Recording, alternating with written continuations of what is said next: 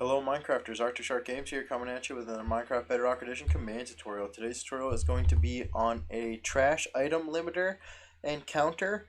So basically what this system is going to do is it's going to count floating items nearby each player, and it's going to give them a score of floating items, and whatever limit we decide. For example, I chose 100. Whatever example we decide, it will limit the items to that, and it'll kill items once it gets over that limit. So I'm just going to fill up the world over here, this area of the world, with a bunch of junk items. And I'm also going to throw down a bunch of diamonds to show you guys that we actually can exclude certain items. I've excluded diamonds from this particular system, so that way it won't remove the things that you want. Alright, so now I put my limit as 100, so once a player gets over 75 items floating nearby them, this action bar text pops up on screen, and it says that there's 79 floating items in the area, and that the limit is 100. Basically it's just telling the players to go ahead and be careful, pick up their stuff. So once we go ahead and not care about that, and we add a bunch more, because that's the kind of player that we are right now, you can see that the limit is never allowed to get over 100. So I keep adding in new items, and some items get killed. Now, this isn't a perfect 100 items, because what Minecraft doesn't allow you to throw 64 items on the ground. They aren't actually 64 separate entities. When you have the same items floating near each other, they actually all combine together to be like 1 to 3 entities, it looks like to me. So when I do this counter, you have to have your items spread out if you really want to, see an accurate count here.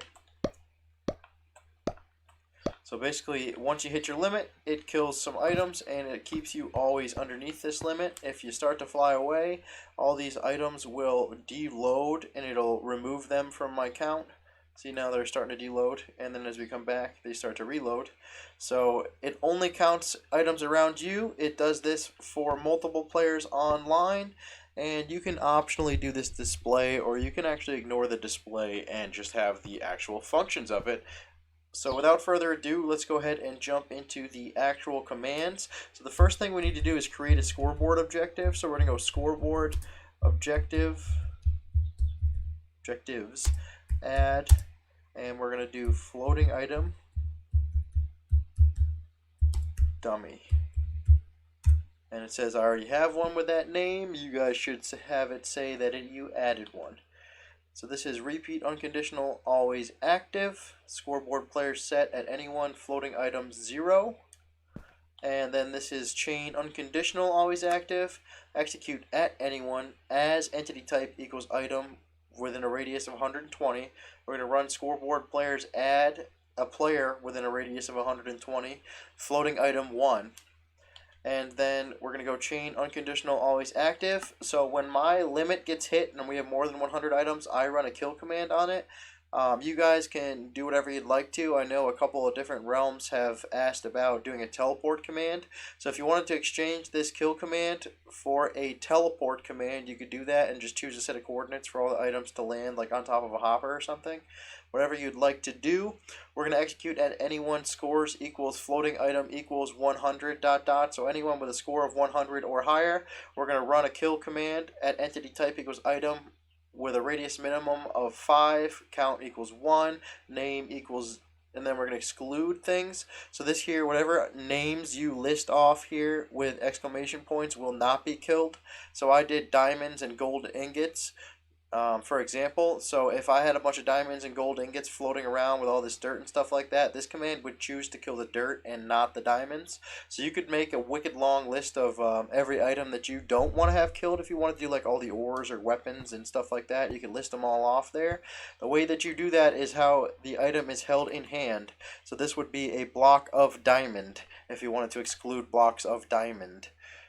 And then that is pretty much the entire system. The optional display here will pop up on the action bar if you have a certain score. So this is repeat unconditional always active, and it's execute as anyone. Scores equals floating item equals 75 ...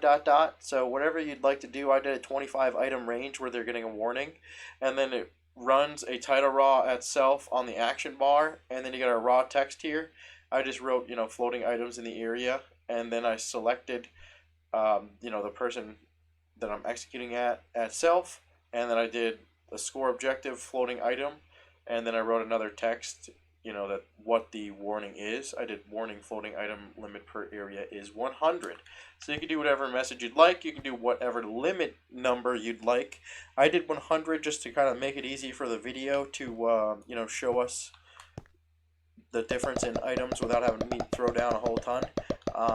This is really more designed for like people that are knocking down mountains or doing nether mining and stuff like that. So if you'd like to, you could do a higher limit.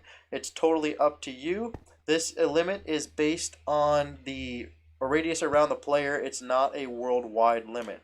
And I don't think I mentioned it. Don't forget to put these commands inside of a ticking area as always. If you guys are having trouble with this system or any type of similar system, feel free to jump into the Shark Commanders Discord. We might be able to help, and throw a link on this, or like on this video, as well as subscribe over here, Arctic Shark Games on YouTube. And as always, keep on commanding.